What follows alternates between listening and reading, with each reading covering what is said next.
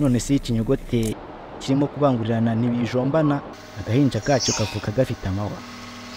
Wisigira ubwoba wibaza niba ku gahinja katajomba nyina mu gihe kari kuvuka. Inyamaswa TV. Bakunze ba Inyamaswa TV tubahaye ikaze. Uyu munsi tugiye kurebera hamwe imwe mu nyamaswa zitangaje. Inyamaswa ifite amahwa. Ikinyogote cyishingikirije ku mahwa yacyo asongoye bushinge, ni nkaho kiba kiri kubwira izindi nyamaswa kiti ibeshye unyegere.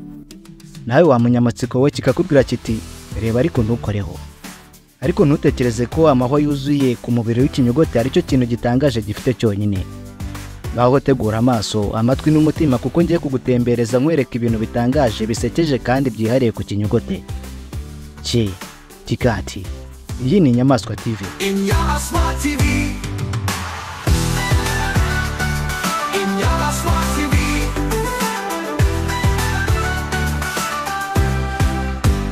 Reka tubanze twumvikane kuri iki. Ikinyogote si inyamaswa yiteguye kurwana n'indi nyamaswa iyo ari yo yose cyangwa umuntu. Nubwo urebeye inyuma ubona giteye ubwoba, mu by'ukuri ni inyamaswa y'inyabwoba ahubwo. Kereka iyo kibonye iri kucyegera cyane. Hariya mahwa bari ku mubiri w'ikinyogote ni nka bwo bwoya bwacyo.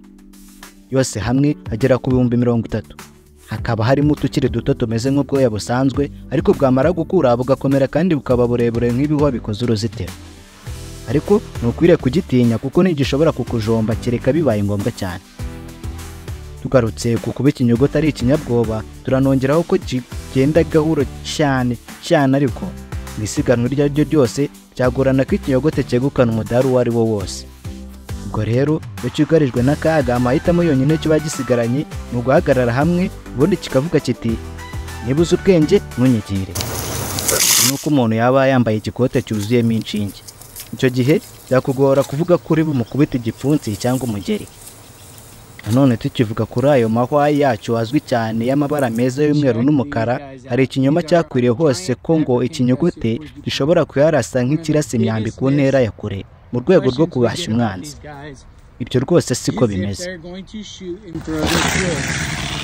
Uzigera ubona ikinyogote kivundereza urufaya rw'amahwa? Oya. Mu by'ukuri aya mahwa yacyo ameze nk'inshinge zisongoye cyane ku buryo rimwe riramutse rikujombye ryagutera ububabare bukabije. Iyo nyamaswa cyangwa umuntu agize ibyago agasitara ku kinyogote, nacyo gihita gisubira inyuma kigashimangira iryohwa mu mubiri, ubundi mu buryo bworoshye kigahita gikura iryohwa ku mubiri wacyo rigasigara mu mubiri w'icyo bihanganye. Imiterere y'ihwa ryacyo ituma iyo rikwinje mu mubiri kurishinguzamo biba bigoye cyane. Kujombwa n'ihwa ry'ikinyogote ni ububabare burenze. Ubushobozi bw'ikinyogote bwo kwirinda ntibushingira ku mahwa yacyo gusa. Gishobora no kuba ahantu hagoye cyane. Urugero, ibinyogote byo muri Amerika ya ruguru usanga bizi kurira cyane. Nibyo koko usanga bigenda ku butaka, ariko byageraho no kubijyanye no kurira bikagaragaza ubuhanga utakeka ko bifite, ku buryo n'inkende zishobora kumva zibigiriye ishyari. Igihe kinini bikimara hejuru mu biti bihekenya amababi biguguna ibishishwa by'ibiti n'udushami byatwo. Ariko byose bikabikora byitonze gahoro gahoro. Ikindi ukwiriye kumenya ni uko ikinyogote gikunda gukora nijoro. Ibyo bivuze ko iyo twebwe ndetse n'izindi nyamaswa z'imigi dusinziriye, aribwo ibinyogote byisanzura bigakora gahunda zabyo, bikarya, kurira, bigasabana nta kintu byikanga. Wakwibaza uti none se biba bitinya iki ko byifitiye ubwirinzi bwabyo ari bwo mahwa? Bibuke ko bihitamo kwibera ibinyabwoba, byishore mu ntambara zitari ngombwa. None se ikinyogote gisagariwe n'ubuhe buryo gikoresha ngo kirwaneho? Iyo inyamaswa ishaka kukica igeze hafi yacyo, ikinyogote kirahindukira kikayitera umugongo, kirikwiga, maze amahwa yacyo akamera nk'ahagaze mu rwego rwo gutanga umuburo kuri iyi nyamaswa ishaka kucyegera. Iyo kibonye inyamaswa ikomeje kugisatira, kirizunguza kikajegeje amahwa yacyo, aho kiri kuyibwira kiti aya ni amahirwe ya nyuma.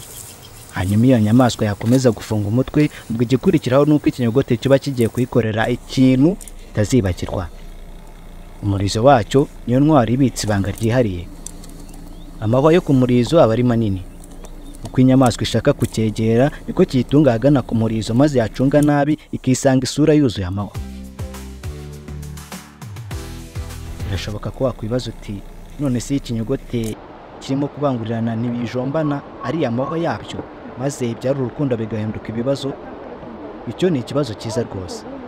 Birashishikaje kumenya ko ikinyogote cyangwa se ibinyogote biri muri icyo gikorwa byitonda cyane ku buryo ikigabo kidakomeretse ikigore cyangwa ngo ikigore gikomeretse ikigabo.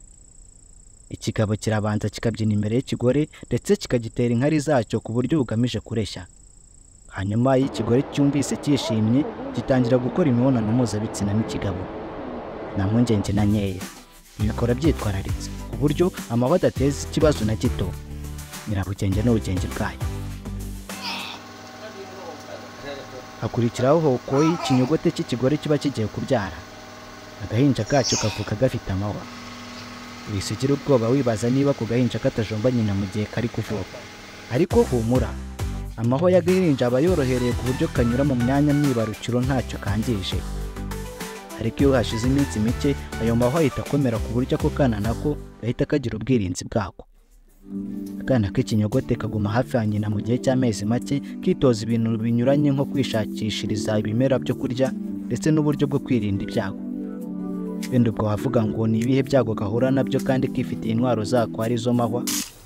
Intare, ingwe ndetse n'izindi nyamaswa z'inyamirwe ntizibura guhiga n'ikinyogote n'ubwo inshuro zibasha kukica arizo nkeya. Izindi nshuro izo nyamaswa zikahakura ibikomere bishobora no kuzihitana.